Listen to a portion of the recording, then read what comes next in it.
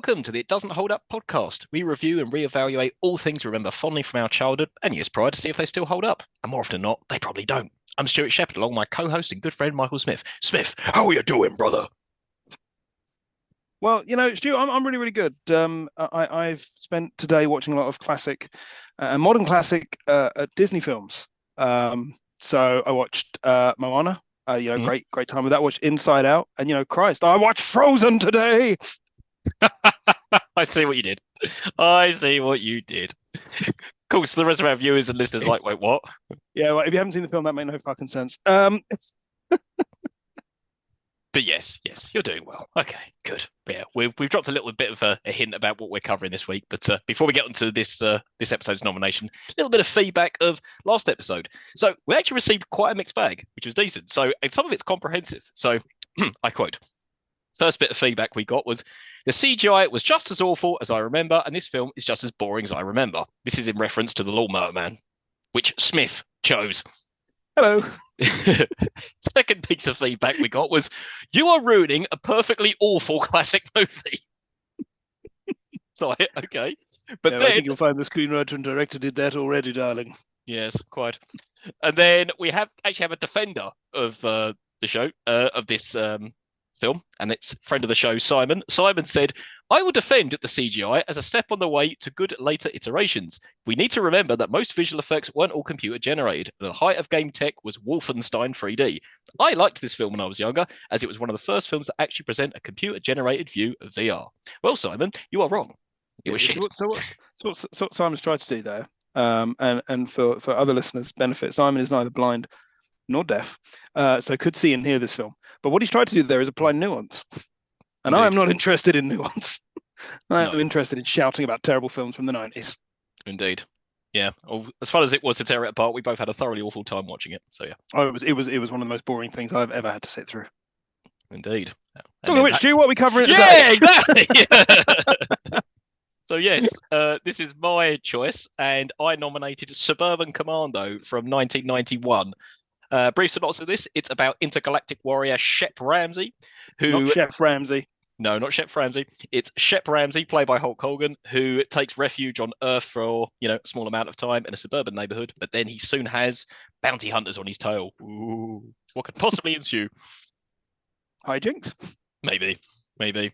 So this film came out in America in October 1991. We in the UK got it in December 1991. So yeah, before we get on to how old we were and where we first saw it and all that sort of jazz, Smith, what was going on in 1991? I've purposely chose this because we've not covered 1991, and I think a lot of interesting shit went down. So you tell me, what was going on? So towards the back end of 1991, when this was released in the UK, so roughly December time, Mikhail Gorbachev resigned as the premier of the Soviet Union, which then subsequently collapsed. So we had the end of the Soviet Union. We also saw the end of Freddie Mercury, who upped and died, which led to Bohemian Rhapsody being the number one song at the time that this film came out. So on the was it the 20th of December, I believe, Bohemian Rhapsody was number one in the UK charts. Robert Maxwell, the media baron and father of subsequently disgraced Ghislaine Maxwell, also died in mysterious circumstances. And if anyone hasn't seen it, there's a great documentary series on the BBC looking into how his rise and fall about Robert Maxwell, about how he died and the suspicion around whether or not he was murdered. So I would strongly suggest that people check that out if they haven't already. I'll be checking that out. You should. So apart from that, I decided to turn my gaze towards the world of wrestling. Given that we're covering a film with the immortal Hulk Hogan, I wanted to see what he was up to in 1991 in the world of wrestling. He was still with the WWF at the time. I hadn't yet left to join WCW. In 1991, he won the Royal Rumble I believe, the second year in a row. Yep. By last eliminating Earthquake, the implausibly in his 20s Earthquake. Yeah.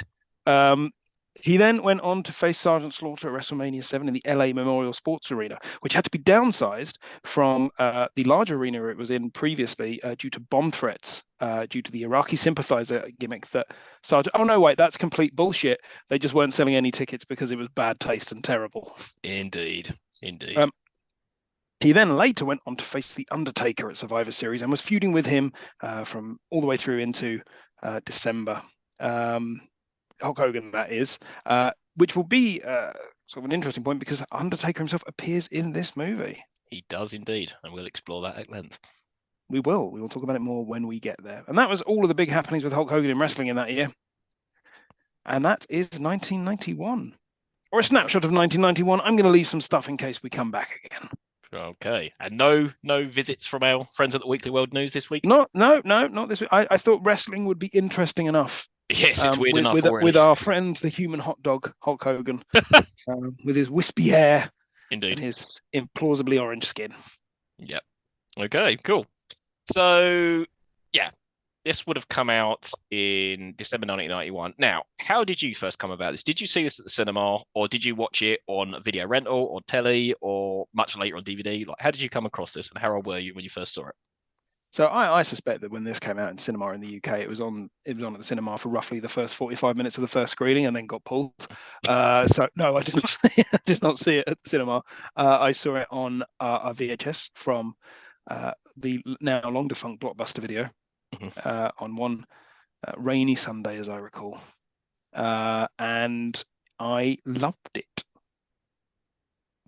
as a child because I loved wrestling. I loved Hulk Hogan. I thought The Undertaker was being in it was really, really cool. I latterly had to be dissuaded of the notion that the other bounty hunter was Brutus the Barber Beefcake, which I believed for years. Not true.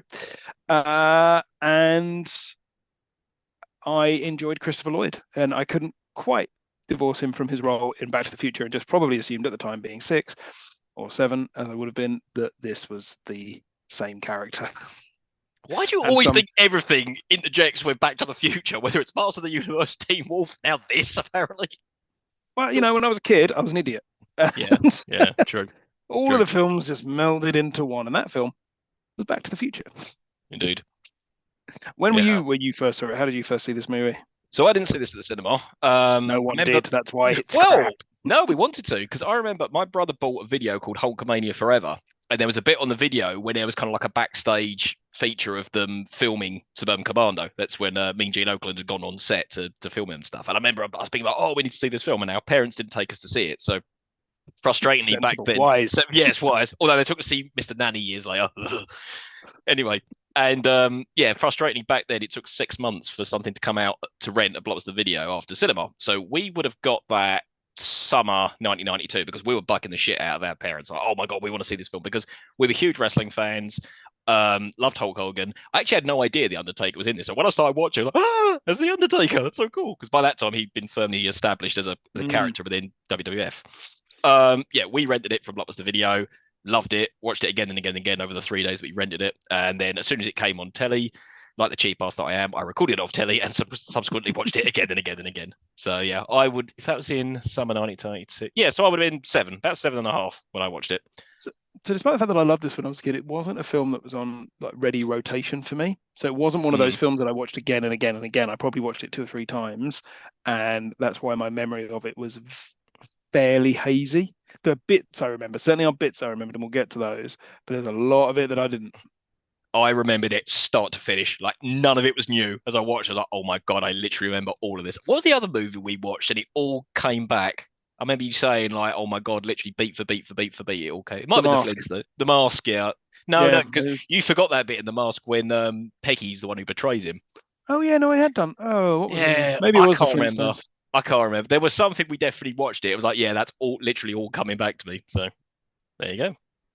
Cool. All right. So we were around about 8, 9, 10, whatever, where we watched this in the early 90s. Cool. Right.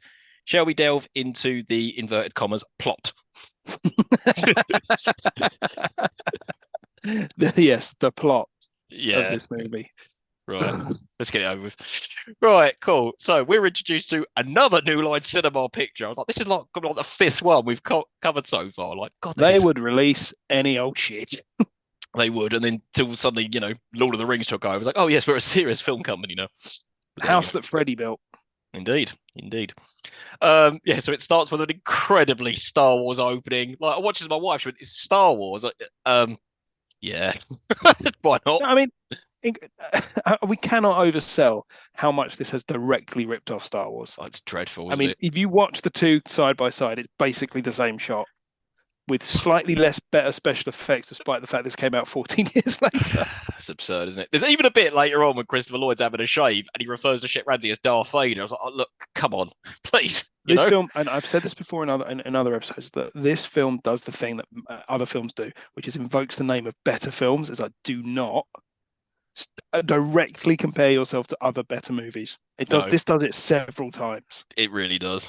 But yeah, so we get a lot of pew, pew, pew, pew going on at the start. I mean, the noises are ridiculous. The sound is literally pew, pew.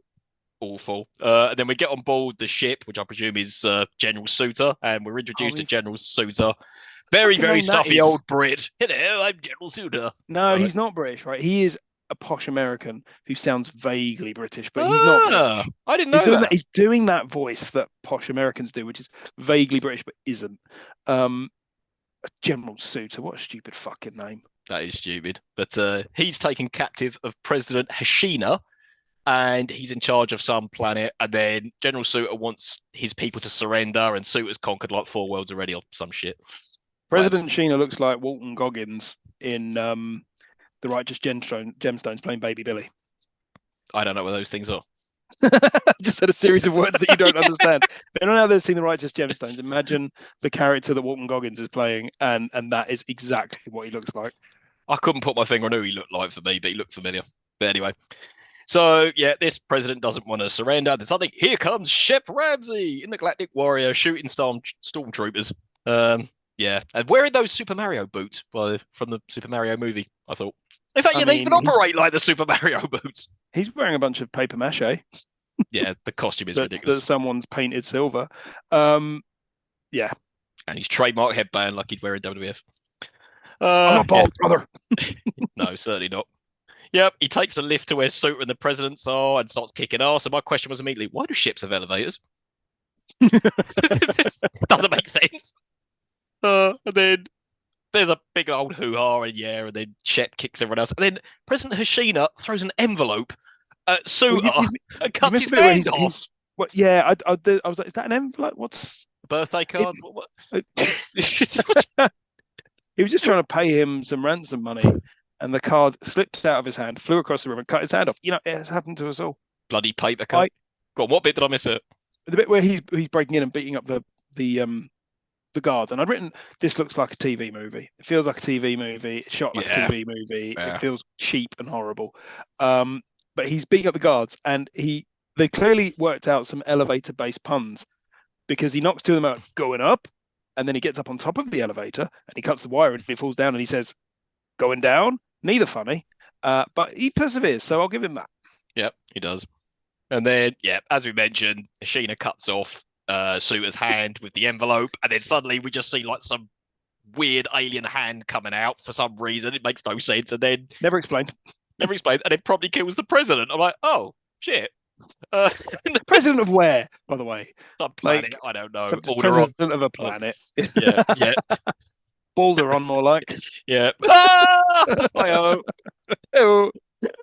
And then Shep escapes via a tunnel and starts planting bombs, albeit very slowly. Going along very slowly. As quickly as Hulk Hogan can move. Yeah. Bigger muscly he is, nimble he ain't. Let's not underplay this. The Suter grabs President, whatever the fuck his name is, and Hashina, and then Hogan runs away. He doesn't even try to save him. He just legs it. He's like, he's got a gun. You just shoot him. Yeah. You're not even going to try and save the president. Nope. Off you pop. No, it's not that. And then, Shep manages to escape just in time as Suter's ship blows up, and then he starts spinning around. Whoa! What's this? Just looks like he's in a washing machine. Looks so rubbish. And then I don't know, we get Star Wars wipe. Yeah. Oh yeah. Yeah. Oh my god. Then he has a video call with his superior. I believe his name is Zunak. And he starts telling him to take a vacation. As now Suter is now dead, there's no more work to do, and you're stressed. And then the other thing, he starts going, you must have some work for me to do, like maybe chasing bugs who bleed acid. I'm like, what are you doing? What are you doing? You're referencing better movies again. Do it. Because all I'm thinking now is I could be watching any of the Alien films, and it would be better than this. Even Resurrection. Resurrection. Yeah. And then frustration, Shep smashes his ship's control with his fist and blows his power. And then his superior says, oh, you need to find the nearest planet and charge your ship to no more than 0.01% so it can't be traced. And I've written, what? Yeah. Not by 1%, but that'll take me 6 weeks, Brother Jack. And he's like, what am I going to do for 6 weeks? He's like, maybe you should try relaxing. And then I'm like, wait a minute, who's going to trace his ship? What? And this is a recurrent theme for about chasing all of his equipment. I was like, who is tracing this? Surely only his superiors got access to his ship and his equipment. What? This doesn't make any fucking sense. Who is Suter is dead. And presumably all of Suter's men on that ship are now dead. So who the fuck's tracking? And if he just said, oh, it's all quiet now, there's no work for you to do, who would be tracing him? Plot hole number one. Oh yeah, so Shep's annoyed he's got to take 6 weeks. Then he realizes the most nearest planet is Earth. He's like, Earthlings, I hate Earthlings. I'm like, why? And that's never explained. No, it's never explained why he hates Earthlings. It never really comes back around again. He's just an horrible git. Yeah. Also, I mean, this is the weirdest thing, right? And it happens all the way through this film. For someone who in wrestling, say what you want about Hulk Hogan, right? Whether he was talented in the ring, probably not. Whether he's a terrible, daft old racist, definitely. You you can't deny that he had charisma in the ring, right? Yeah. He could control an audience, he could play a crowd. Put him on screen and that fucking disappears. That man has no charisma and 2 acting faces, confused and puffing his cheeks out. Yeah, no, he can't act for shit. And it's crazy, all the other people, like even Rowdy Roddy Piper and They Live is really good. I was like, how is Hulk Hogan such an awful actor? But yeah. Then we cut to a shit rap with even Hulk Hogan adding lyrics to it. Such a nice place to live. I actually remember that from the kid going, oh yeah, I remember but that I song. wouldn't want to visit. That don't make any fucking sense. What are you talking about? It's a nice place to live, but I wouldn't want to visit. No, I wouldn't want to live there. No, I wouldn't want to live there. It's a nice place to visit, but I wouldn't want to live there. Yeah, but either way, it's not. It is the other way around. No, it's a nice place to live, but I wouldn't want to visit. Yeah, it doesn't you're make a right. lick of fucking You're right. sense. Yeah, nice place to live, but I wouldn't want to live there. Like, wait, what? Also, that's just contradictory. Have you ever seen the Saturday Night Live sketch with Tom Hanks as David S. Pumpkins? No. Well, never mind then. But anyone else out there who has, there is a bit of the backing of this music with the voice going bob, bob, bob, bob, bob, is exactly the same music they use in that. It was distracting me for ages trying to work out where I'd heard it before. Well, send me the link, and then perhaps I can post it in the comments on our social media posts. Anyway, so now we're back on Earth, and we meet Christopher Lloyd's character, which is Charlie Wilcox, and he's fixing his son's skateboard in his workshop. And then his wife, Jenny, played by Shelley Duvall, she starts giving him a load of shit. Forgotten was in this film. Man, you remember nothing about this film. I've forgotten Shelley Duvall was in this film. Yeah. I think probably because when I'd seen it, I hadn't seen The Shining, so I probably had absolutely zip idea who she was. Well, the only films I can name that she's been in is The Shining, Popeye, and this. Couldn't tell you anything else she's been in. Oh, she's in a Robert Altman film. Don't worry. 3 Sisters, I think. Yeah. Okay. Anyway, so she starts giving him shit about paying bills, and she says, "Oh, you must ask for that raise at work." And then generic family arguments. Oh dear, how are we going to pay these bills? You really should ask that raise. Oh, I will. That wasn't a bad impression, actually. And then I will. And then we see Charlie's practicing his speech to his secretary Marge, who like cut price Goldie Hawn over in there. And she's all like, yeah, whatever, just going in there and tell him rather than tell me. And then we meet his boss, Adrian, who's played by Larry Miller. Larry Miller, love him. Probably one of the few things in this movie that's good. I don't know. I assume Larry Miller ad-libs all his dialogue because it's legitimately funny on occasion. Yeah, so I assume it's not the script. I don't know why there are good actors in this film because Christopher Lloyd, Shelley Duvall, and Larry Miller are good actors. Yeah, I don't know what they're doing in this. Yeah. Do you know what? This morning when I was in the gym, Third Rock from the Sun was on TV, and I've been watching that in the mornings. Oh, I love this show. And Larry Miller was in an episode of that, and he was even being hilarious in this. Oh, he's just such a good actor. Just such a good actor.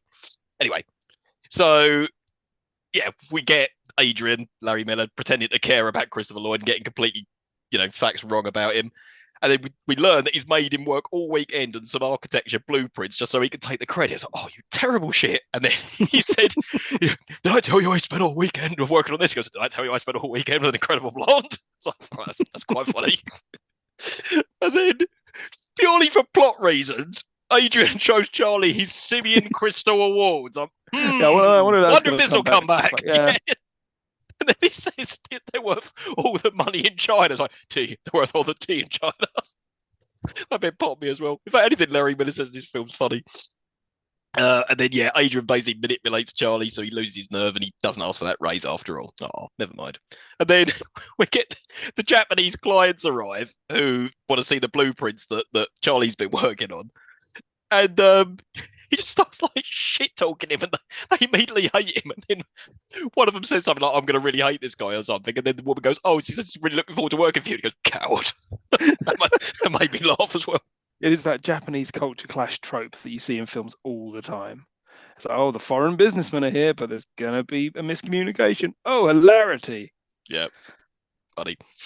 Then we get cut to Shep. He crash lands in an abandoned discotheque. I don't know if you spotted it. It's called the landing pad. But Yeah. Whoa, whoa. See, there's a lot of stuff in this, and I'm going to start pointing it out at some point where the scriptwriter obviously thought that it was the funniest fucking thing in the world, and none of it is. no, There's like 3 jokes that work that aren't said by Larry Miller. Everything Larry Miller says is fucking hilarious. It's really good. The rest of it is just like Toilet. 3 times is there a funny bit in this. Well, I hope you'll point out these 3 times. But yeah, I will try, and I'm probably underestimating. Probably more. no, I don't think there is.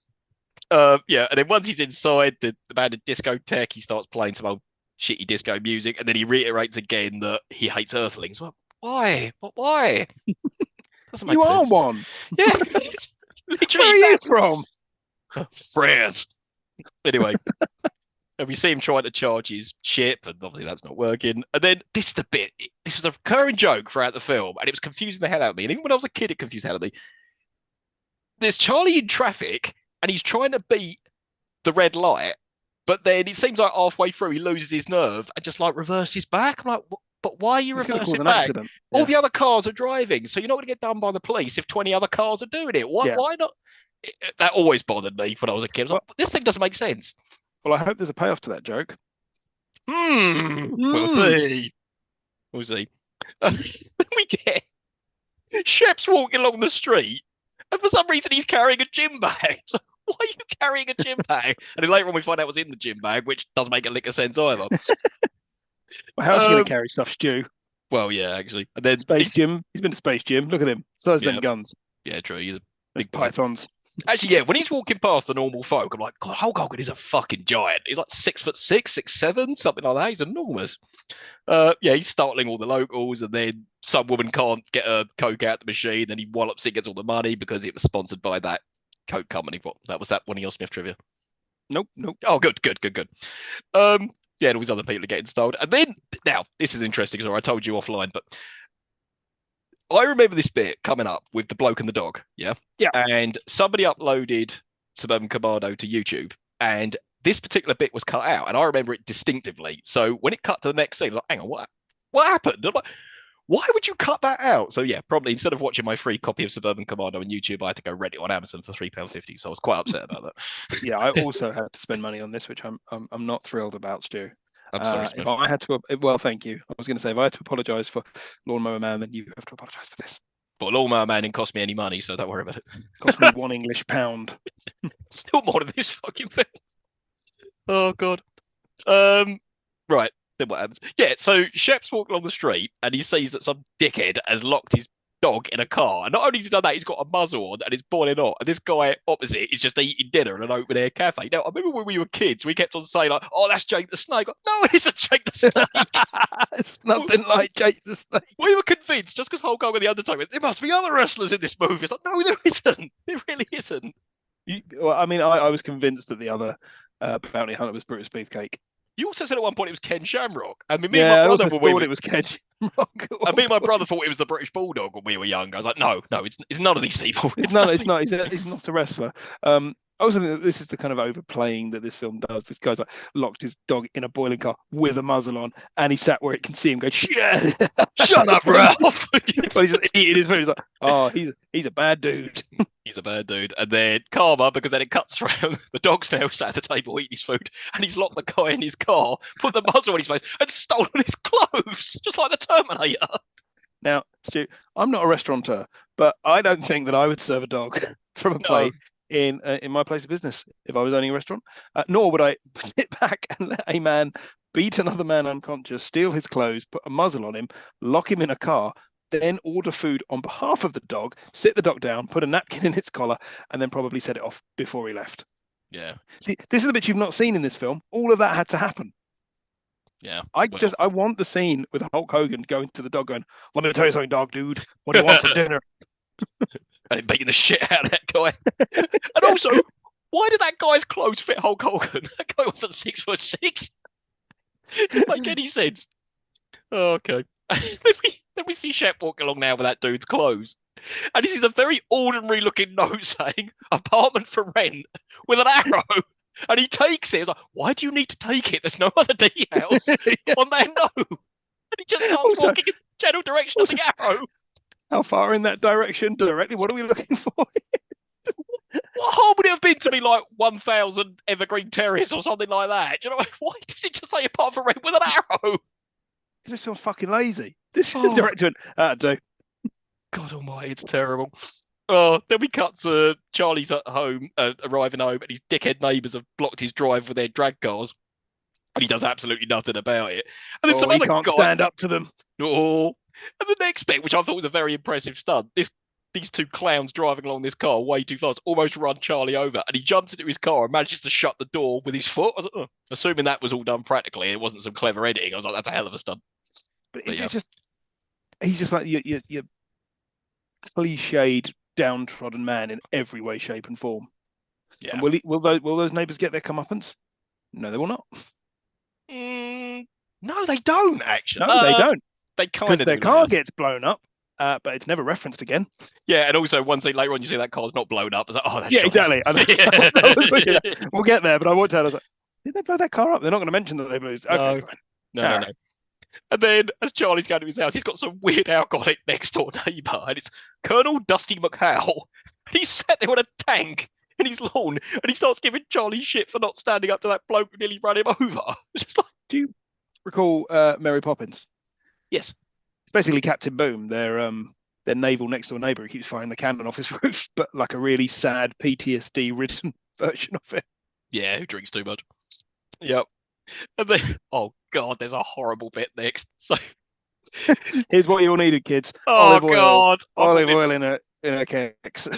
Well, as a child, this made me deeply uncomfortable as well. So yeah, Charlie comes home, relaxed on his sofa. This on his wife Jenny arrives, and she's dressed all slutty, like Dr. Ruth, which is some show she watches.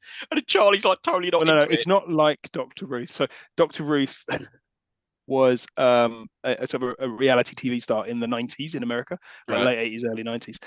And she basically gave relationship advice and stuff like that. So she's not dressed like Dr. Ruth. She'll be following the advice of Dr. Ruth. Oh, I see. So she said, be a bit slutty for your husband now and again. Yeah, dress up in some lingerie, put on a wig for some reason.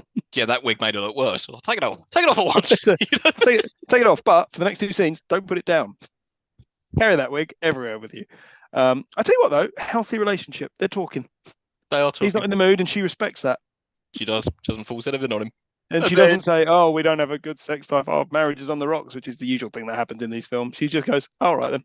All right, no worries." And then probably just go and have a go at myself in the bathroom for 5 minutes. Crying. And then, to cheer himself up, Charlie goes to his workshop, but miraculously, in one day, Jenny has transformed that workshop into an apartment and furnished it. Look, if she can do that in one day, why is he the one going to work for a shitty job? She should be renovating houses. Right? Exactly. Fuck off Lawrence Llewellyn-Bowen. You got jack shit on Shelley Duvall. Oh, God, yeah. And he's not impressed whatsoever. And the way he says Jenny in disgust sounds like Marty goes, Jenny! Jenny! He must have been saying Marty. But he wants to know where all his tools are. Where are they? Oh, they're in the cupboard. And they tumble everywhere. Oh, the hilarity. Yeah, and she's done all this. She's done all this because she thinks it's going to solve their financial woes. I'm like, and then this next bit makes no sense because Shep's suddenly knocking at the door and he's here to rent the room. And I'm like, with what money exactly? What earth money does Shep Ramsey have? Now, I like the way that when he arrives there, dressed like a militiaman. You wouldn't want that man in your house. But also, they open the door and look down and they're kind of, slowly look up at him. It's like, yes, for whenever I open my front door, I'm always looking for a dwarf or child. Exactly. I'm always expecting someone to be below my eye line. So just, And it happened earlier on when he was on Suiter's spaceship. Like you started to think, oh, he's a big Well, giant man. It's like, yeah, we know this. well, with no one else there for context, you don't know that. He could No. be normal sized. No, yeah, like I said, it's only that bit when he's walking along the street and the regular folk look tiny against him. Because, yeah, otherwise, just like, oh, he's just a normal dude.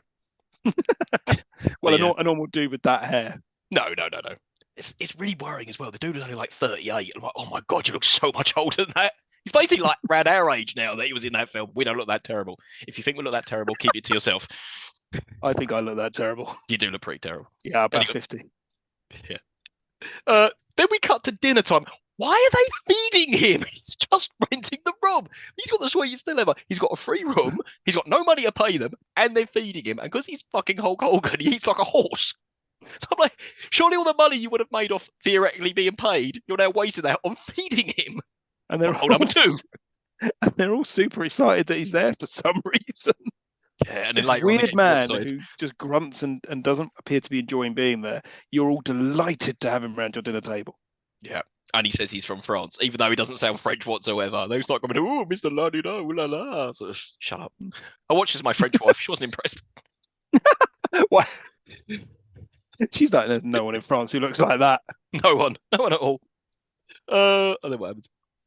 And then, yeah, then we cut to immediately Charlie's suspicious of this man and starts like spying on Shep in his room. And he sees him like examining and hiding all of his space weapons. And instead of like under the bed, as you do. As you do. And instead of like immediately calling the cops or something, he's just kind of like, oh, all right, okay. You know what I'm going to do? I'm going to follow this giant man. And then the second he leaves, I'm going to go in his room. Of course he does, because then he starts sodding about with the laser gun, and then he manages to not only activate it, but also fire it through the wall and destroy one of those drag cars outside, which we mentioned earlier on. Although later on, yeah, it's not referenced again. That car's back in one piece, and no one ever mentions it. Yeah, and then again, and plot hole number 3. The gun being switched on has triggered a power source and alert to some people. And I've put, seriously, who are these people if Suiter is dead? And why are there traces on Shep's weapons? What? Why do they look like they belong in the band Kraftwerk? Seriously, who the fuck are these people? Has Suiter just got minions all across the universe? Yeah, I assume they're Suiter's, Suiter's army. I assume. Mates. God Suiter's booters. And I've put, and here comes the Undertaker. Pop, pop, pop. And some other bloke. And then some other bloke. I didn't even read into who this guy was. I think he might have been a bodybuilder or something like that. Yeah, probably. Probably Arnie's mate. No, sorry, the Hulk's mate. Well, it might have been Arnie's mate as well. You don't know. Yeah, it might also have been Arnie's mate, yeah. They're bounty hunters, apparently. And they're trying to get an accurate location of where Shep is, but then Charlie switches off the gun and then they lose the signal. But they say, but at least we know what side of the universe he now is in. What? Universe is a pretty big place. It's pretty fucking infinite. Yeah, what side of it he's on? What are you talking about? Fucking nonsense merchant. Nonsense. Then we get Charlie the next day having a shave and he's talking to himself, referring to Shep as Darth Vader. He's like, oh, Darth Vader's living in my house, so I'm going to say to Darth, you have to go. Just stop. In what way is he Darth Vader? in what world, in what version of Star Wars have you seen Darth Vader and gone, you know what he looks like? 6'6" man with hot dog coloured skin and the wispy white hair of a dog. Yeah, if he said, like, I've got Buck Rogers living in my house, oh yeah, that kind of makes sense. Looks like an Afghan dog. Yeah. Fucking Darth Vader. Yeah, and then we see Shep's outside exercising with Charlie's power tools in the garden. Hang on a minute, they're both different proportion of size. You're going to end up with really uneven arms of exercising. Also, he cannot lift them consistently. It is literally like, Yeah, and I wonder if they were actually heavy or they're just like styrofoam and he's just like acting or whatever. Probably that. Probably. Yeah, and then also, I don't know if you noticed this, Shep's now wearing different clothes because he's wearing gym outfit and he's wearing Nike trainers. I've written, whose clothes are these? He's gone and mugged someone else. That's what he's been doing out all night. He's gone out mugging people for clothes. Where'd you get the tux from later? Who knows? Yeah, that probably mugged someone as well. I think that was plot hole number 6 or whatever. But yeah, that really annoyed me as well. So you forgot something a bit earlier, Stu. Did I? So the bit where they're sitting down for dinner, Hulk Hogan comes in and he's holding the 2 kids. Oh yeah, and he's like, are these yours? And it's like, well, for a start, what the fuck do you think they are, like pets? Like, you think like somebody else's kids you just brought into someone's house. But when he puts them down, the boy turns around and you can see the handle on the back of his shirt. Okay. I did wonder how they did that trick. I wasn't sure if it was like, I don't know, some shit CGI or whether it was like cables or what it was, but he was literally lifting Like, them up by like handles on their shirts. yeah, I think when you're in doubt with this kind of thing, lo-fi. They always Right. go lo-fi. Anyway, Right. Anyway. Right. So fast forward a bit. So yeah, Shep's working out in the garden, and then suddenly he hears screaming coming from indoors, and it's Jenny.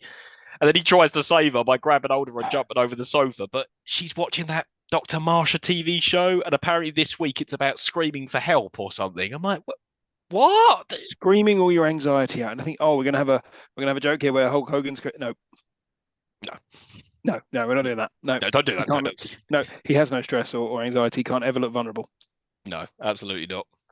And then immediately after that, a postman arrives and Shep pulls out a knife and wants to stab him. I'm like, for what?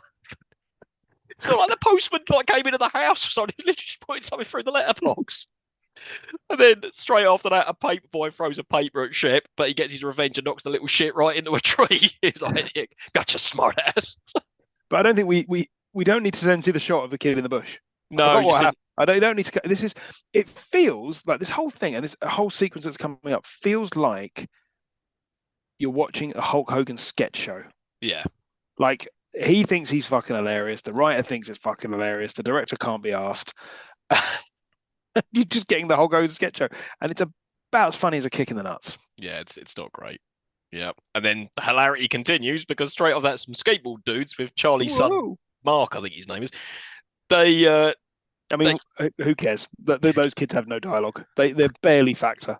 no, It's no, weird. You'd think there'd be a moment where he bonds with the kids. No, nothing like that. Yeah, because at least no, in Bean, as much as I didn't like it, he kind of bonds with his son, doesn't he? But like, yeah. there's no bonding here whatsoever. There's a couple of scenes at dinner, and that's it.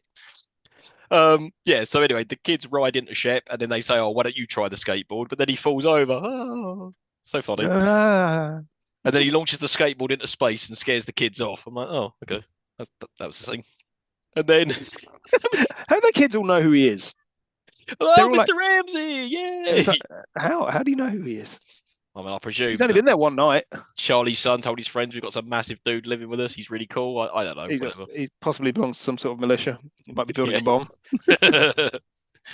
And then we get this weird bit when the Colonel, where Dusty, whatever his name is, still sat on his tank, starts talking to Shep about their military backgrounds. Now, I tried finding the exact quote because he says to Shep, "Where are you from?" And he says, "Oh, you know." The Dusty starts saying, "Oh, I'm from whatever, World War II, blah blah blah blah," and then Shep gives this long, massive, like elaborate thing, and he's like, "Oh, things have changed since 1944." I was like, I couldn't find the quote anywhere though, and I couldn't be bothered to go through and type it out, but it was this long, elaborate mumbo jumbo science shit. But yeah, there you go. Then we get another confusing traffic light scene with the same outcome. Charlie doesn't quite make it, and he just reverses back. Why do they keep showing the scene? I kind of wanted to go back and rewatch this, and I didn't because this film is an absolute dumpster fire, and I didn't want to subject myself to it twice. I question whether or not they played the same footage twice Could have done. because it was fucking beat for beat the same. Yeah. If they recorded that twice, I don't know why they bothered. Yeah.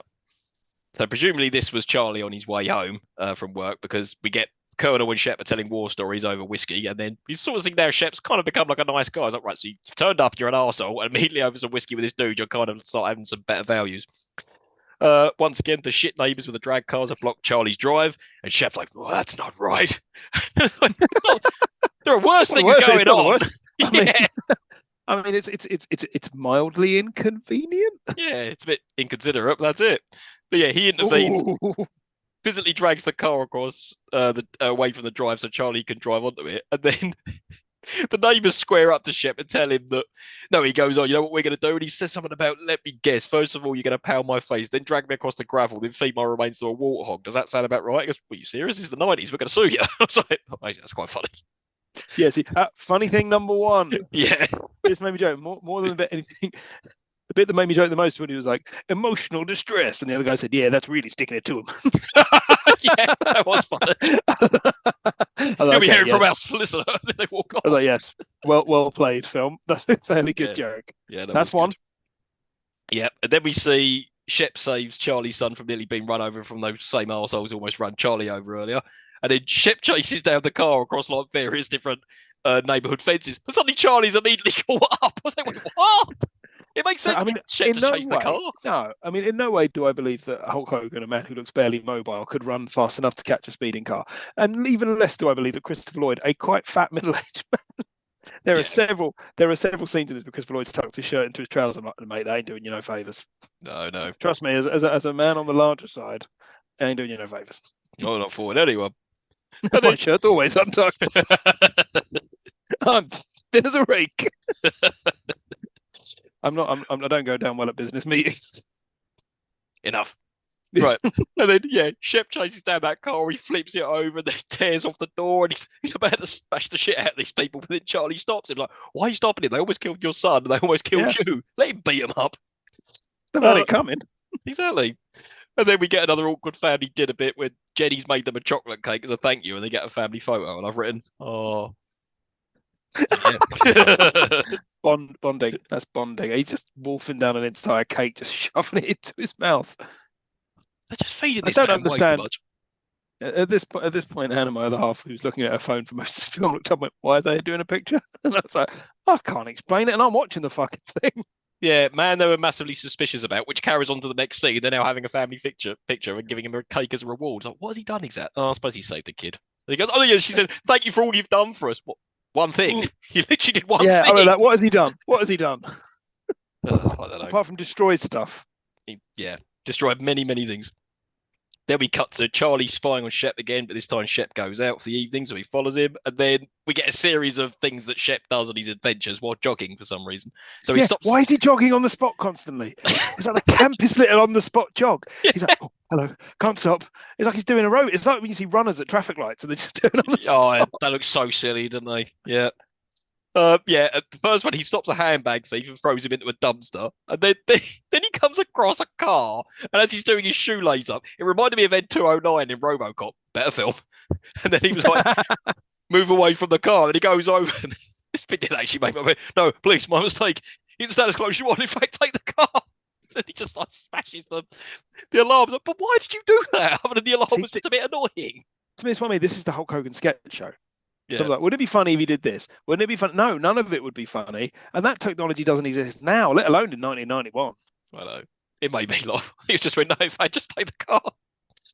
Then we get the bit with the mime artist. That cracked me up every single scene because I remember it being funny when I was a kid. So the first time we see much lower standards than I do. All I see is like, why is there a mime? It's like, it would be funny if it made sense, but why is there a mime hanging around in an alley, on a street corner? That was not even a corner, he's down an alley. In the middle of the night, doing like, is he just on crack? Probably, yeah. But so there's 3 instances with the mime artist. This is the first one. So he thinks he's in a force field, so he punches him in the face. Like, right, okay. And then Shep goes to the discotheque to work on his ship, but it's still not fully charged. I was like, well, yeah, isn't it supposed to take 6 weeks? It's the next day. Of course, he's fucking charged. Charlie follows him and continues. It's like looking at your watch and being like, "What time is it? 6. Well, I'm waiting for it to be 7. 2 minutes later. Oh! I do that all the time. Yeah. So then Shep leaves the discotheque, and then Charlie goes inside, and then immediately starts sodding about in the spaceship. Like, oh, I know what's coming. Just like it was with that gun. And then I don't know about you. I was like, that ship. I was like, that seat just looks like the Big Brother chair. You know, when they go to the diary room, talk to Big Brothers. It's the shittest looking ship ever. It's awful, yeah. Shep Ramsey's left his ship alone. Comes to talk to Big Brother. Rubbish. Yeah, and this bit makes no sense. So Shep walks past an arcade, and there's like a load of pew pew pew going on. So he goes inside and sees a kid playing a game. Now I immediately recognise the game. I was like, that's Afterburner. That is not a spaceship game. That is like a Top Gun type game. How the fuck is that? An intergalactic spaceship game. It's Afterburner. You can even see if you're really close. It says Afterburner on it. The kid's losing, and then Shep takes over, and then the game just surrenders like a little white flag comes out. Yeah, that's not funny. Is it him and all this gibberish as well? I'm going, use your phasers. It's like, what's he? Do you know how? And also, it's not how games work. And he's not that stupid. Go on. Now, what point does another adult step in and say, "Could you leave these kids alone? You strange man." Yeah, and also it's like midnight. with Why your are all these arms out. kids in this arcade? They're Yeah, all a bunch like of kids in six an and arcade seven. at midnight hanging out with a 6'6" man who's cut the sleeves off his shirt. And also, it's the smallest looking arcade in the world. It just looks like no bigger than this room that I'm in right now. It's just, you watch it on YouTube. It's like, what the fuck? They did what they could with the budget they had. They did. And then they said, "Oh, you must play this game a lot." He's like, "Game? What game?" And they'll start going, laughing at him. I'm like, "What? What?" But on a side note, those kids must have had the time of their life doing that because Hulk Hogan was enormous at that stage. So getting the opportunity to be A in a movie and B with Hulk Hogan must have been pretty cool. Pretty cool. Then what? we get the mime artist again, and he's climbing a ladder. And this time he goes, "Oh, I'll help you." He's like, "No!" And he just like launches him up onto a block of flats. Then he falls off. Yeah, why did he roll off? Yeah, If he'd rolled the other way, it would have been fine. It's just not the someone's door. Let me in. That's stuff for nightmares. Can you imagine on your balcony, your flat, you open the doors, a mime out there? Oh dear. Going right over the fucking balcony. Yeah, back you go. Back you go. Then like Charlie's sodding about with the ship some more, and he turns on all the lights, and then that's when he finds Shep's like space outfit, and he manages to crash his camera. It's like, why have you taken your fucking camera with you? Like, was you trying to take like photos of Shep? At no point was he taking photos of Shep. So what? Why did he bring the camera? I've lost track of what plot we're on now. But yeah, number 4 of those. Then Charlie starts sodding about with the X-ray glasses, and then he presumably sees a couple of like rapers outside. I'm like, who the hell are these guys supposed to be? It's a very RoboCop-esque scene. Oh, very RoboCop. And I've written when light comedy meets sexual assault. If it was like a dude they were beating up and nicked his watch, fair. I was like, why are they dragging this? This got very dark very dark very quickly. Oh yeah. So yeah, these two dudes are outside, and he's like, "Let the woman go," and then they just probably just shoot him, and he just falls over. And then he activates the suit, and we get like some hilarity of him doing the worm and all that sort of thing. And also, why did Christopher Lloyd put on Shep's suit? Why? Why is Christopher Lloyd in this film? He's better than this. I must say, a lot better. His acting's better. You know, a hell of a lot worse. No, he's better than Hulk Hogan though. Like he's doing his best with a shitty script. Oh, fucking hell!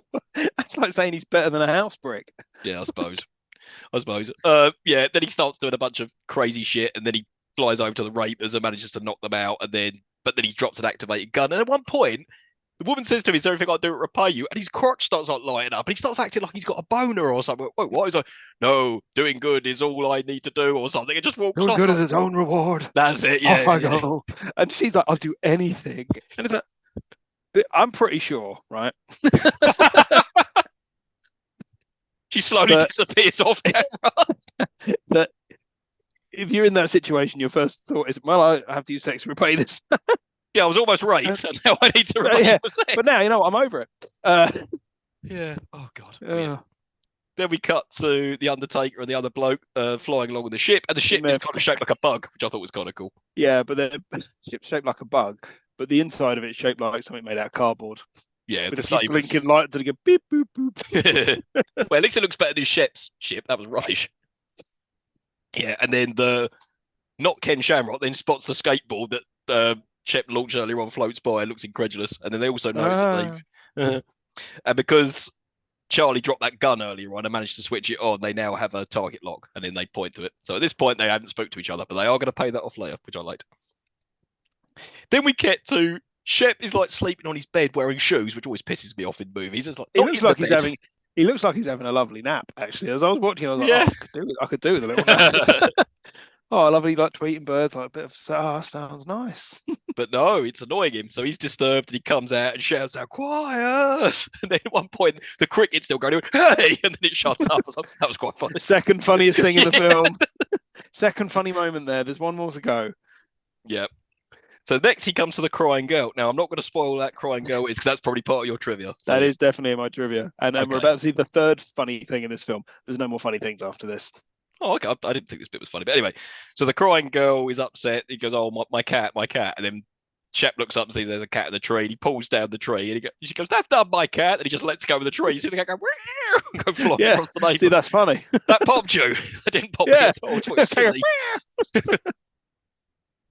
Then we cut to an old granny choosing ripe melons at an outside supermarket. For some reason, Shep goes over and he's like fascinated by it. And he wants to know like, what you do. And she goes, "Oh, I'm checking for ripe ones. If you get a a right one, you can tell by squeezing it. And he squeezes it and crushes it, all the melon goes away. He goes, oh, I got a good one. Like, poor woman.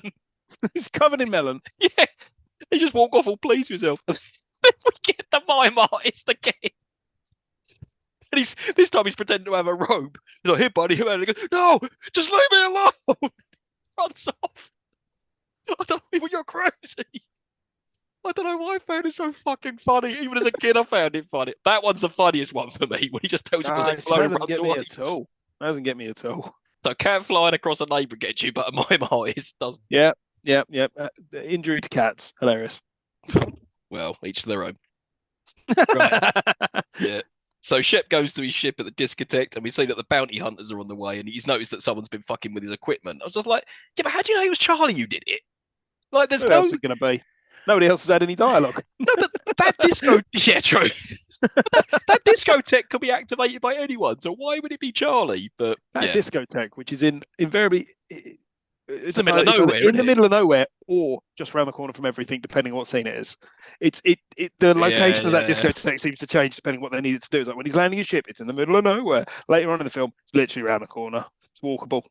And also, I couldn't work out what city they were supposed to be in, like some sort of suburbs. I'm like, what, upstate New York? Like, where are they? Oh God, no! I thought it'd look like Houston, maybe. Yeah, maybe something like that. I don't think it's definitely not New York. I was just bothering the shit out of me, because sometimes they're very clear in movies, like, oh, in this city, blah blah blah. But no, they never make mention of where they are. But yeah. So yeah, Shep comes to Charlie's office, and then very weird scene where he's kind of flirting and also getting angry with the secretary. She's kind of into it as well. And I've written down, she clearly wants his 24-inch python. It's a good joke. Then she says, if you do say so yourself. I do. And then she tells him to take a seat, and he comes back carrying a seat. Oh, that's hilarious. That's hilarious. Yeah. Then we see Adrian's being a real shit to Charlie again, and he wants finished blueprints for the Japanese clients because there's going to be a work party tonight. And then we instantly seen Shep pissed at Charlie for messing with his stuff. And I was like, again, how do you know he did this? How do you know it was Charlie who did it? And then for some reason, Charlie just fully accepting that he's from space at this point. There's a scene later on which really annoys me. I was like, yeah, you know all this, but anyway. And then during all this, the Secretary March has got a gun for some reason, and she just tells them to take it both outside. I was like, you'd be fired for bringing... maybe they are in Texas. Yeah, okay, cool. Yeah, it makes more sense, doesn't it? Yeah, it makes sense. Everyone's got a gun. Right, I'll remove that plot. And then Shep makes Charlie take him to where he dropped that gun, so they can trace it or whatever. And he just tears the car door off, Charlie's car. But when he goes around the other side, he gets in the car absolutely normally. He's a fucking arsehole. It always annoys me in films when people have clearly got no money end up having their property destroyed. Oh, don't do that. Then Shep explains that bounty hunters are on their way as the sources can be traced, and then they're like, okay, well, we need to go where you dropped the gun. So they go to where those rapers were, but for some reason the gun has then gone. And then for some reason, it's probably part of your Smith trivia, for some reason Shep has got a Ghostbusters PKE meter. Yeah. What? And also, so that it's just in Charlie's glove boxes. Oh, sorry, go on. That thing crops up in a number of films. So that's in They Live. They use it in They Live as well. I think it's probably just a standard prop that they use for Ghostbusters, and then just have knocking around, and they just, whenever they need something to look like a tracker, they're like, fuck it, use the Ghostbusters Got it. But the thing that doesn't make sense, it's in Charlie's glove box. He went, oh, wait a minute. And he opens the glove box. Why would it be in Charlie's glove box? Like, when did you put it in there? Yeah, exactly. It makes no sense. What? Yeah, I've actually written, what? Lazy. It's fucking lazy. Really lazy. So they managed to trace the gun to a bank, and then when they go inside, everyone's been frozen as the gun that's gone missing is a freeze gun. And it turns out those rapers are like robbing the bank. I'm like, also inappropriate Christmas music. Yeah, why is there Christmas music? It's not set at Christmas. Because all these people have been frozen to death, and they think, oh, let's have jingle bells. Oh, except they're not frozen. It reminded me, the end of the police squad where they go. They're pretending they're frozen. You can clearly see them moving. Yeah, you can see them like desperately trying not to blink, or sneeze or something. Yeah, and then Charlie says, "Are they dead?" He goes, "Oh, don't worry. It only lasts 20 minutes, and you'll awake with a bad headache." I'm like, there's another plot hole coming up soon. And then Charlie gets frozen by those two dudes, but then it hasn't worked. He had to have something on him called antifreeze and drank it. So first of all, it's not how antifreeze works. Yeah. And second of all, why did you preempt they might freeze you and carry it with Why you? are you carrying antifreeze, right? The only people that carry antifreeze are people who poison dogs.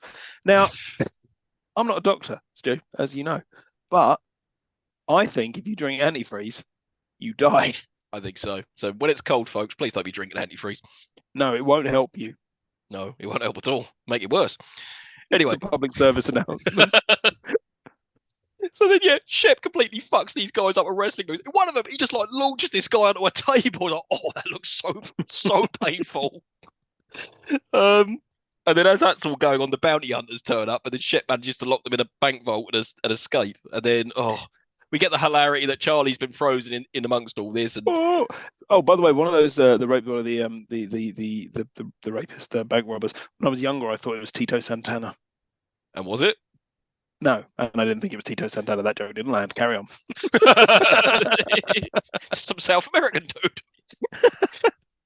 And then we get Charlie has been put in like the sunroof of the car, still frozen. You know, it's clearly not him; it's a model. And and also I've written down, how does Shep know how to drive a human car?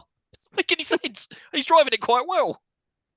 And then for some reason it's night, even though he was broad daylight a minute ago. And so it's clearly taken a long while, even though Shep said it only takes 20 minutes to thaw out once you've been frozen. Maybe it was like 5:45.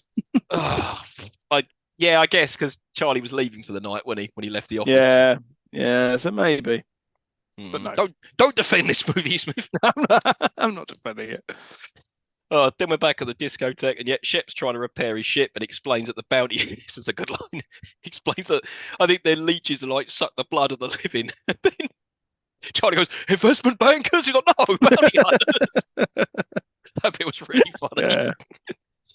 By the way, you know, it's just dawned on me. I've got to mention it. There's a couple of instances here where Chef Ramsay's wonderful comeback to anything that anyone says to him is "shut up." That's the best he's got. Oh yeah, because earlier on when they get the PKE meter, he goes, "Why don't we just use that to start with?" He goes, "Shut up." He says it like 3 times. Whenever he just says something he doesn't like, "Shut up." That's the best shut you've up. got. Shut up, Hogan. You do not know doesn't know best. Yeah.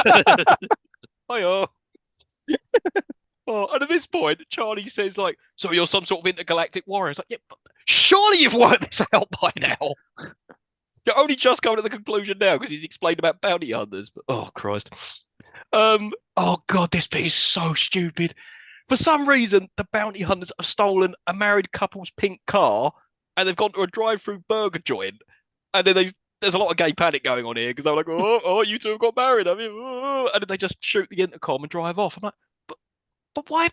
And it's never referenced again, them being in that car. They had their own spaceship. Why? Why does this scene exist?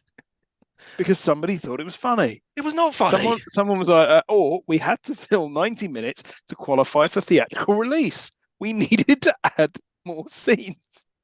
God. And they too have got a Ghostbusters homing advice as well. So at this point, Shep thinks he's repaired his ship and he's prepared to. But Charlie tries to say goodbye to him, and Shep's like, "No, I don't do goodbyes, brother."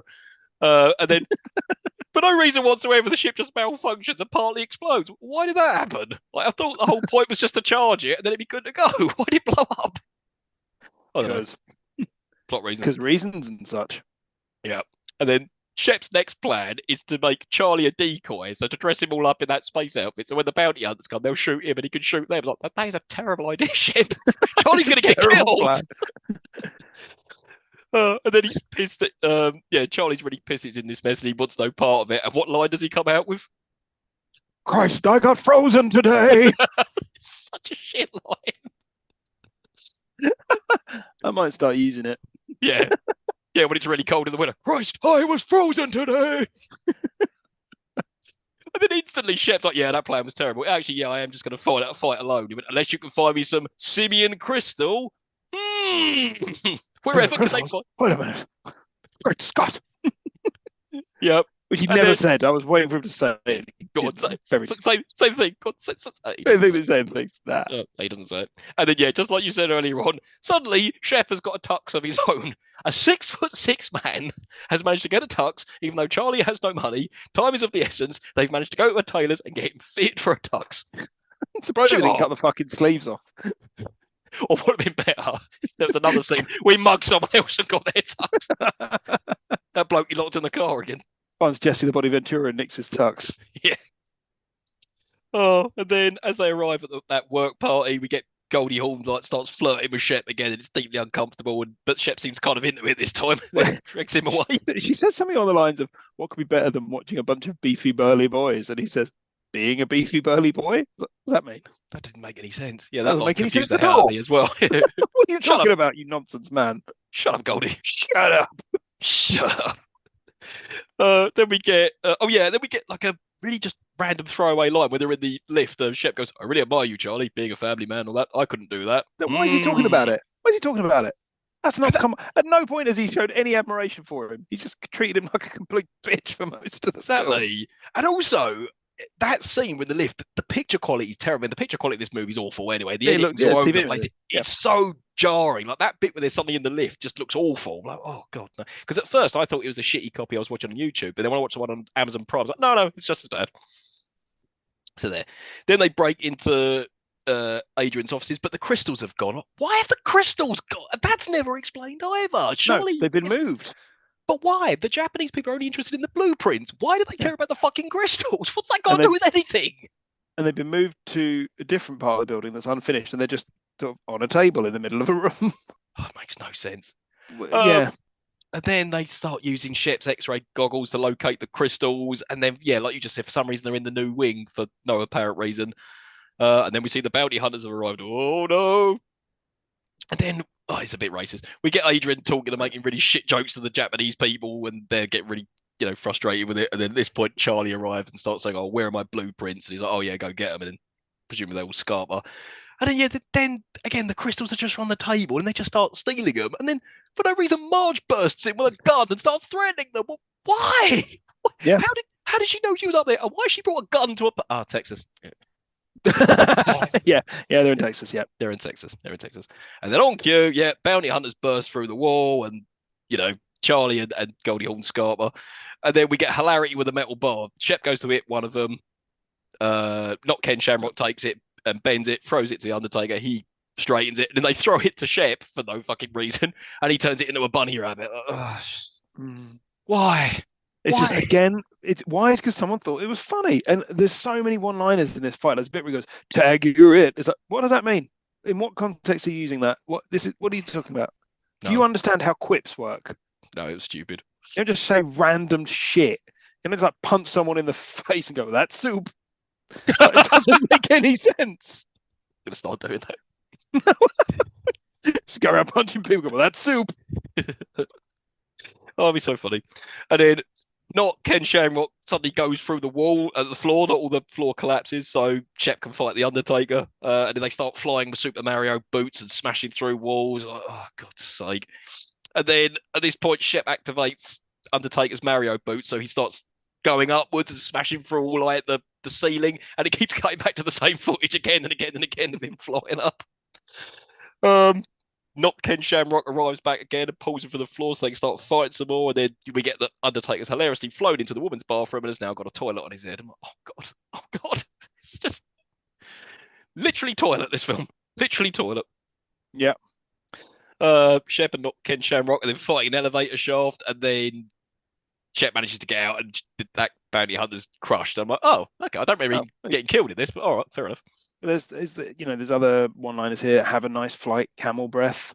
Yeah, that was it. What is this? A tag team? Yeah, no, we get it. You're arrest. Yeah, good. Yeah, good that's literally the next bit, because Undertaker's back and he says, "Oh, what is this, a tag team?" And then Undertaker reveals he has a child's voice because he goes, "You're a dead man, Ramsey." It's like, no wonder you guys never talk.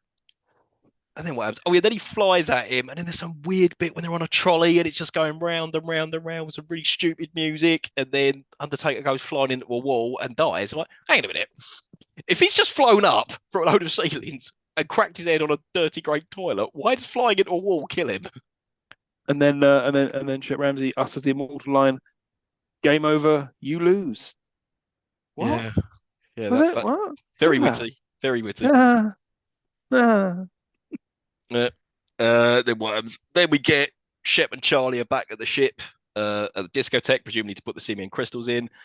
Shep's been injured from all the fighting, and then Charlie wants him to take the hospital, and he's just like, no, look, it's fine. But he said, but go back to the house and make sure I've not left anything. I was like, that's actually the most sensible thing you've said in this entire film. Yeah, and then at this point, we see Jenny's being confronted by a mysterious stranger off screen. Like, oh, I wonder who that could be.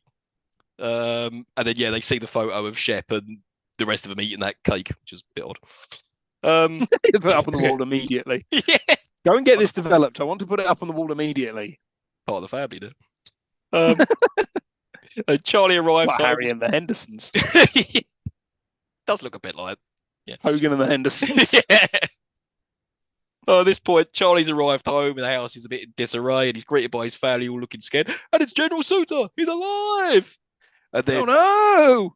We get a load of exposition that we already know about, and he was like, "No, honey, this is serious." Then General Suter goes, "Yes, Charlie, this is serious." Like, I mean, he is swinging for the fucking fences. That guy in every scene, he's like, "How much can I stretch this dialogue out?" He's literally in 3 scenes: at the start of the ship, this bit, yep, and the final end sequence, and that's it. Yep, and then Charlie and his family and Suit arrive at the discotheque, and Shep's like, "Oh no, I don't do goodbyes," and then Suit's like, "But I do," or something like that. And then he starts explaining about, I somehow escaped that explosion earlier on. I've written down, what? How? I escaped. But you were strangling the president. But what? I escaped the explosion. How? Don't ask questions. Shut up. No, didn't he say something like the ship had many escape pods or something like that, or tunnels or some shit? I don't know. And then Shep gets into his ship, and then Suit is shooting at him, and then pretty much blackmails him, like, if you don't come out and surrender, I'm going to kill this family. And then Shep sets a very predator self-destruct mechanism in his ship, and then comes out of the gun and sort of goes, "That wasn't part of the deal." I actually thought it was quite funny. I mean, he sets his self-destruct for 3 minutes. It's like, that's a long old time. Yeah, 1 minute it's 3:30 minutes, and then suddenly it's 3:10, and then you go back, it's like 3:20. He keeps on cutting how long it is. What would he have done if he'd have walked out and Suit just shot him in the head straight away? But also, Shep come out with a gun. Why didn't guy just shoot Suit up? When you have a gun, you shoot someone. This is Texas. Anyway. At this point, Shep's like, "Look, Charlie, just get out of here, whatever," and Suter agrees. And then Suter starts just like tormenting Shep by like firing shots at him, but not actually shooting him. Just like, Schumer, what are you going to do? Talk me to death? Oh no, I'm afraid you are going to die. Yes, literally the dialogue. Much more painfully. Is you getting paid by the minute, mate? Fucking hell, crack on. Awful. And then Charlie and his family are halfway home, and he's like, "Jenny, I need to go back." Instead of being like, "No, that's a terrible idea," she's like, "Oh, all right, cool." No. She goes, "No, don't." He goes, "This is something I have to do." And she goes, "All right then." Yeah, just let him do it. But if it's something you have to do, I thought it was something you thought you might do. But if you have to, well then, you better do it then. Well, just come home in one piece, eh? Don't ruin your trousers. Oh. We ain't got any money. Got no money, which later on something else pisses me off. And then Charlie bursts through the discotheque in his car and sort of runs Suter over. Like, "Oh no!" He sort of drives in his general direction. Maybe run over his foot or something. Like, ah! So then Charlie thinks it's a great idea to start fighting Suter, and then he puts on Shep's glove and then just grabs Suter's nuts. I'm like, what? Look, mate, if I was gonna fight someone that I didn't know, I'd just go straight for the nuts. Oh, all right, each to their own. And then this bit makes no fucking sense, because earlier on, maybe it's plausible, when he got his hand cut off and you saw like the weird creature hand come up, how is grabbing someone's nuts? It turns you into a monster, because then he turns into a cross between the Predator and the creature from the Black Lagoon. This doesn't make any fucking sense, and it's never explained why he's half human, half monster. No, or if he's all monster in disguise, you never really know what's going on. It's also, he then decides to, instead of fight, just starts going, looks rubbish. He like smacks Hulk Hogan once, puts his arm up in great victory, and then gets backed into some electric pylons. Yeah, that fight lasts about 15 seconds. Yeah, because as you just said, Shep just electrocutes him with the wires and then picks up Charlie. "Oh, we got to get out of here before the discotheque blows up," and it self-destruct, a la Tango and Cash, Lawnmower Man, and any other movies that we've covered. And the way he kills the villain in No Holds Barred. I haven't seen that. Spoiler alert. Oh well, you're not missing Oh, much. probably the same as this film. Yeah. And then Charlie's family arrive, and Jenny's relieved yet annoyed at Charlie for doing that. I was like, would you let him do it for then? You could have quite easily just said, oh, you're not doing it. Oh, and at this point, Charlie bursts into Adrian's office. It's the next day, and he's making racist jokes about Godzilla movies. Oh, Jesus Christ, just stop it. And then Charlie promptly just tells Adrian to go fuck himself and then quits. And then this bit, Still Shep got a is wearing. shitty car. He's still got a shitty car, yeah. And this bit, it always annoys me in movies when people quit their job when they've got financial woes. Like they do it out of principle, like, oh, I can't stand this, I'm going to go. Like, but you've got mounting You will debt. be Like, homeless. yeah. Unless your resume is really good and you just pick up another architecting job, like, yeah, that's very foolish. Very foolish. Yeah, then we cut to Shep is wearing the most amazing trousers I've ever seen. And a really tight blue top. He's wearing like, oh, they're like tie-dyed trousers or something like that. They're incredible. He's got his Zubaz pants on. He basically just came from the gym. These were reshoots. He wasn't gonna dress up special. You don't think he robbed another man of his clothes down at the gym or something? He might have beaten up one of the Legion of Doom. Yeah, All their perhaps. pants. Yeah, they used to wear shit like that, didn't they, when they weren't wrestling? And then there's a bit that's really jarring. Like, Shep approaches an ice cream van and the guy just drives off in fear. He's like, hey. And I'm like, was there like a deleted scene earlier where there was an interaction with the ice cream van? Because I don't remember. Must have been. Must have been. Because it doesn't make sense otherwise. Like, why would the ice cream man be scared of him other than he's 6'6"? Yeah. Then the skateboarding kids approach Shep. They want him to play again, but for some reason now Shep is really good at skateboarding. I'm like, wait, what? When did he have a When did he chance learn to to? Yeah, practice? when he's only been there for like. I mean, he's been there for like 5 minutes. Yeah, and he's doing all these awesome tricks. But the most jarring thing is he fucks up the wheel. He's like, oh, my skateboard goes, oh, here, take mine. I'm like, wait, what? Why does he have a skateboard? Is that what was in that bag all this time? Like, oh, All this time, he was just lulling those kids into a false sense of security by pretending that to not be able to skateboard. I think it's called catfishing. yeah, or grooming. Yeah, Not vibes. Oh no. yeah, Nonce vibes again. Then we see Shep sees that crying girl, who I'm not going to reveal who it is yet. But this time it is actually Cat in her tree. But then we get the hilarity of this time the girl's flown across the street, and then Shep saves her, but he says, "Get a goldfish." I'm like, oh, what's okay. Then we see it's the final scene. Shep's leaving in the bounty hunter's spaceship, and yeah, Charlie said, "Oh, I'll be fine. Don't worry about me. Someone else would turn up, even though he's quit his job, which is stupid." And That's what I do all the time. I just leave work and I'm like, don't worry about me. I'll be fine. I ain't got any money. yeah, oh, now I'm hopeless. And then for some reason, Goldie Hawn Marge has decided that she's going to go with him. I was like, but why? Are you going to take the gun? And then this time, Shep is open to say goodbye, and they say goodbye, and the ship flies away. And then the payoff to all of that car traffic bullshit that we got earlier on is this time Charlie makes the lights, gets out of the car, and then shoots the traffic lights and encourages all the drivers to drive to him to the tune of the Lone Ranger. And that's the end of the film. I'm like, what? Yeah, bizarre choice of music at the end there. Absolutely bizarre. See, I The thought William Tell overture. I'm not sure why they've done that. now, I swear, when I watched it as a kid, that isn't how it ended. But then when it was on BBC and I recorded it, it was that tune. I just thought, oh, that's just BBC fucking with it. But then this version I watched, which came from Amazon Prime, had this strange tune at the end. Like, bizarre. But then also, as well, why the hell did Shep give him a gun? And surely, if there are still more super bounty hunters out there, aren't they going to trace the gun and then come? Oh, but did they leave it open for Suburban Commando too? Which thankfully never happened. Well, I mean, that's not just by lack of trying. So I saw there was an interview with Hulk Hogan where apparently he's repeatedly asked by all the little Hulkamaniacs when there's going to be a Suburban Commando 2, and he'd be open to doing it. He wouldn't be open to investing any of his own money in it, though. Oh, no. So, No. no. Because I think, it didn't do well. No, somebody else's money talks, not Hogan's. Also, Right. let's never believe anything that Hulk Hogan says. Oh, no, he's a terrible liar. Right, so you did cover a lot of it earlier on, but let's rewind back. So when you watched it as a kid, what did you love and or hate about it then? I loved wrestling, so I enjoyed Hulk Hogan being in a film. I again quite like Christopher Lloyd. The Undertaker being in it was a big draw. That would have been about as much as I can recall that I enjoyed. How about you? Same, huge wrestling fan, so I couldn't wait to watch this. I loved Hulk Hogan. I didn't know Undertaker was in it, so when I watched it, it was a massive surprise for me. And I was like, oh, that's so cool. That's so cool. Just thought it was a fun family sci-fi adventure movie. And I thought it was kind of funny at the time. And yeah, it was just cool to see, a wrestler actually acting and not being a wrestling character for once. So yeah, So I liked it. But again, I watched it again and again and again and again. Not watched it many years, but I watched it probably more times than I watched Mr. Nanny. I believe I only ever watched Mr. Nanny once. So yes, I probably watched this more times than Mr. Nanny. Yeah. Although not that many more times, I wouldn't say. Mm.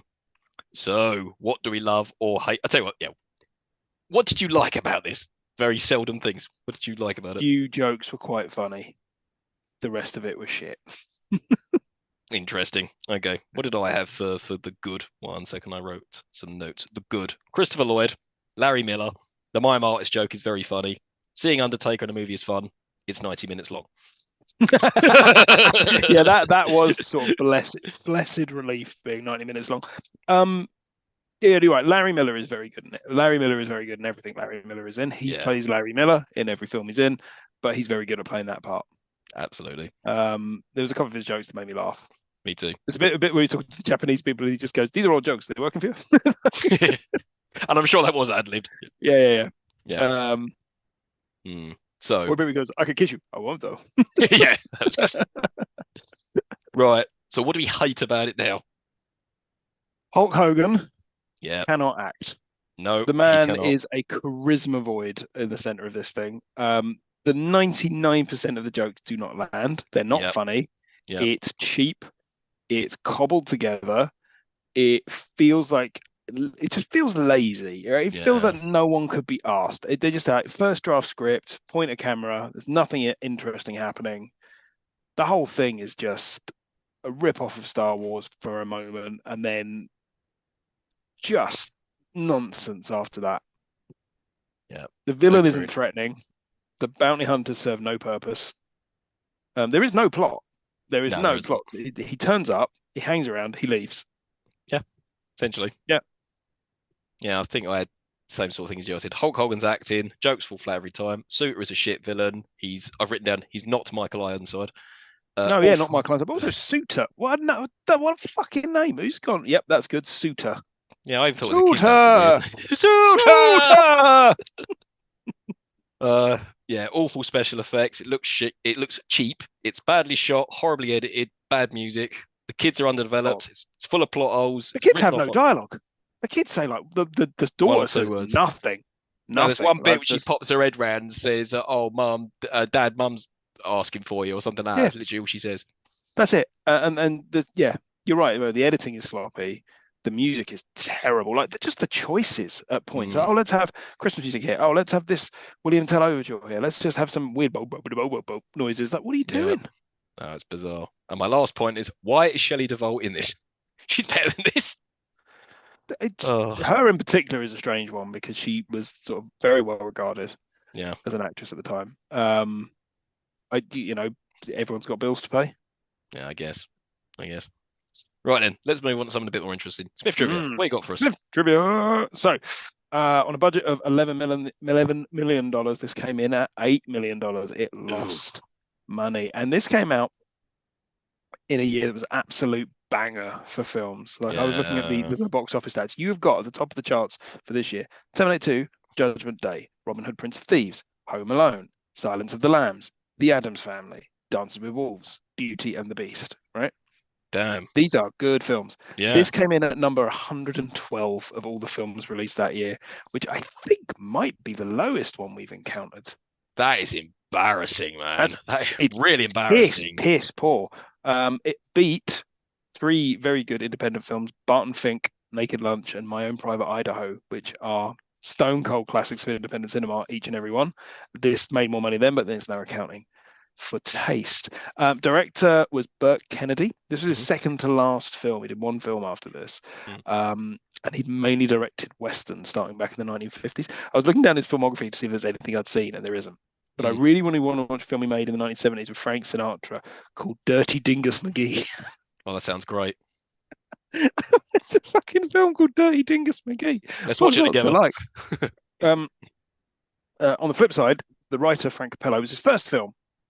He went on to write nothing of particular note apart from the Keanu Reeves starring Constantine, which is a film that I will defend. A lot of people don't like it, but I think it's a good movie. It's the only thing of note that he'd done, as far as I can tell. William Ball, who played General Suter, died just before this was released. This keeps happening when we're covering these Yep. movies, like Raul So Julia and whoever else. he filmed and died just before release. He was better known as a stage actor and director, and in fact was quite controversial in the stage scene in America by doing weird adaptations of plays. Hmm. Why he's in this, God only knows. Like it was I was reading the American Conservatory Theatre. He set it up. It's like, why are you in a fucking Hulk Hogan movie? It doesn't make any sense. It's bizarre. But yeah. In trivia, apparently this film was originally called Urban Commando and was made for Schwarzenegger and DeVito, but they chose to go and do Twins instead. I can only imagine that when New Line took this off, New Line having released No Holds Barred, which had made a bit of money for them, wasn't quite the success they wanted, but made some money for them. They must have changed the script because there is no way I could see Arnold Schwarzenegger and Danny DeVito in this. No, In any absolutely version not. of this with the script being like this. No. As you mentioned earlier, The Undertaker is in it. He was cast after he'd been signed by the WWE, but WWF as it was at the time, but prior to actually debuting on TV when this was filmed. So the idea was similar to Tiny Lister, who played Zeus in No Holds Barred, that they would then get him to feud with Hogan on television. But they came up with a new character rather than having him play his bounty hunter character from the film. Oh, thank God for that. Nice. Yeah. The guns used in some of the scenes in this were from Masters of the Universe. Amazing. So a tie into a previous film that we've watched. Yep. And there is one other wrestler in this film. I think Do you know who this is? It's the person that you would expect it to be, given that it's Hulk Hogan. It's Brutus Beefcake plays a stuntman, doesn't he, or something Yes, like that? Brutus Beefcake was a stuntman on it. And talking of sort of cast and crew, there was an SFX technician called Michael Colvin, who was part of the second unit, died during the making of this film whilst testing a trapdoor for the sequence with the bounty hunters. Well, that's bleak. Wasn't even a good film. Wasn't even a good film. He fell to his death testing. Bastard. Yeah. So that is. Oh no. No. One more bit. We've teased There's it. one more bit. There is the little crying girl and her missing cat, which is the screen debut of star of The Handmaid's Tale, Elizabeth Moss. Wow. She started crap. Yeah, only got better after that. Everyone's got to start somewhere. So this is her screen debut. I saw it when I was watching it. I saw her. I was like, that little girl looks very familiar. Yeah. So let me go and look that up. Oh, there you go. She went on to do all right for herself. Yeah, I love The Invisible Man. That's a great film. Yeah, that is a good film. Everybody go watch that instead of watching this. Don't watch this. Watch The Invisible Man with Elizabeth Moss. Yeah, don't watch Hollow Man. Watch Invisible Man and don't watch this. Cool. Yeah, that's good advice. That's good life advice. That is good life advice. Right. Also, don't drink antifreeze. No, for Christ's sake, don't Just do that. don't do it, even if you're desperate. Right? Yeah, if you take anything away from today's episode, don't drink antifreeze. Yeah. Right. Anyway, so next. Oh no, sorry, I'm jumping ahead. So the final verdict, does it hold up? No, absolutely fucking not. No, it doesn't. I could have just saved us the bother of asking that question. But yeah, no, it don't. I mean, at what point in the last hour and a half do you get the sense that I've enjoyed this experience? It's one of the worst things I've ever had to sit through. It's god awful. There's no artistry to it at all. Even with the Lawnmower Man being fucking boring, you can see what they were trying to do. But this is just cynical cash grab shite. Yeah. Things I don't remember it being this bad. I remember Mr. Nanny being awful, right? But I don't remember this being shit. And then when I watched it as an adult, I was like, Christ. Guess what you're choosing? Guess what I'm choosing next? No, I'm not going to be choosing Mr. Nanny anytime soon. Well, actually, that leads quite nicely in it. So it's your turn to choose. What is next episode's nomination? You're going to be annoyed with me because we're going back to 1994. I'm going to kill you, man. Go on. What? All the films that I enjoy came out in 1994. There are other films that have come out in other years, you know. Are there? I only remember 94. Right. It was the best of times, was the worst of times. Anyway, sorry. Go on. We are breaking something that I said we wouldn't do previously, and I am going to pick Ace Ventura: The Pet Detective. Okay, Smith has completely gone back on his morals that we wasn't going to cover that, but I'm going to cover it. But I've decided we're going to do Ace Ventura: The Pet Detective. Is it The Pet Detective or just Ace Ventura: Pet Detective? Or is that what you call it? Oh, that's a completely different film altogether. There'll be a big elephant in the room with this one, but let's see how we deal with that. Yeah. Okay. Right. Yeah. Perhaps we shouldn't shy away from controversial, content. We should just cover it. Just point out that this is wrong and this doesn't hold up. Right. Cool. Right then. Just want to plug our socials before we get out of there. So we are on email. You can reach us on it doesn't hold up podcast@gmail.com. We're on Instagram at doesn't hold up podcast. We're on Twitter, or X as it's now known, at doesn't hold up pod. We're on YouTube at it doesn't hold up podcast, and we are on Spotify, Apple Podcasts, and all other good places you listen to podcasts. And remember, give us a good review on all your podcast platforms. And remember, we do welcome suggestions for all things to cover, except 1994. So, Smith, is there anything further you would like to say on Suburban Commando? Shut up. That was good. And I just want to say to all of you, remember, we don't do goodbyes on this show. So instead, we shall say au revoir.